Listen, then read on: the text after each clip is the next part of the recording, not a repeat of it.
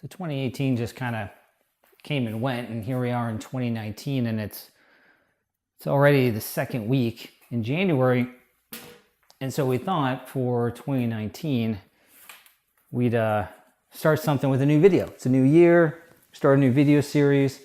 And when we asked a couple folks here in the territory, the types of content that they would like to see from us, there seemed to be an idea or a suggestion that seemed to float to the top. And a lot of the commentary had to do with things around how to do things with Sophos products, whether that be how to configure a device, how to build a report, how to install some of our technology. But a lot of the questions and a lot of the commentary seemed to be centered around that. So we thought, why not do something like a video FAQ? And being that today is Tuesday, we'll call it How To Tuesday. So to get things started off with our first How To Tuesday, we thought we'd start with something simple like we did for the video demo series. So this week's How To Tuesday is going to focus on peripheral control. Specifically, how do you create a policy in Sophos Central to control a peripheral device? It could be a USB, some sort of storage device, even like a CD, DVD player, right? Those are anything that can plug into a device. We are going to show you how you can control those policies, whether it be on an endpoint or a server. So Brandon has the video. So Brandon's got the demo environment up and running. Let's go ahead and transfer you over to Brandon. He's going to run you through the policy creation for a peripheral device for today's How To Tuesday. Hey guys, so for peripheral control, you pop down into endpoint protection. We're going to go into policies. And then the second option within policies is peripheral control.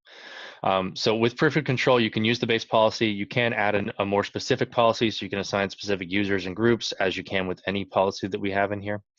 You could also clone this policy and then make any adjustments that you want. For this, we're just going to go into the base policy and show you the settings options. So at the top, we've got three options: disable, monitor but don't block, and then control access. For this, we'll choose control access, and you can see that all of this ungrays, and we can now manipulate it. There's different options for different features because they require different options. Bluetooth is just block or allow. Wireless, for example, I can block the bridging of SSIDs. With the removable storage, I can actually do read-only, block, or allow.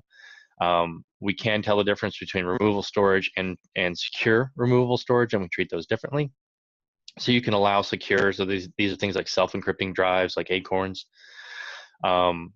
So you can allow these, but you can go ahead and outright block standard removable storage. But let's say, for example, you issue all your users a specific standard USB. Let's go ahead and add an exemption for that now. So we add exemptions. Now, every single peripheral that you attach to any protected endpoint within your network automatically creates an exclusion. So we can come in here and we can see, okay, we've got this Cardinplex. So this is my media server.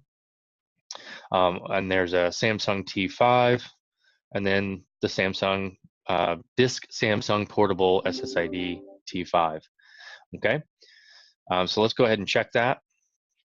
Choose allow by model, add exemption, we're done. Now, if I want to adjust this ID, I can do it right here. I don't have to delete and recreate that. Of course, at the end, there's always the desktop messaging. Within the desktop messaging, you can create a specific message for your users that you want to push out whenever there's a notification on their the lower right-hand side of their desktop. So whenever that pops up, you'll have your specific message in there versus the standard message. So hopefully you guys can see just how easy it is to control a peripheral device in Sophos Central. It's really not that hard. It takes you a couple clicks to get to where you need to go. Then once you're within the policy, controlling and building exemptions for devices like USBs or secure USBs actually is something that doesn't take a lot of time and is actually not that complex. So hopefully you guys found this informative. We're gonna keep doing these as often as we can, at least once every other week. If we can do it every week, we will, just schedule permits.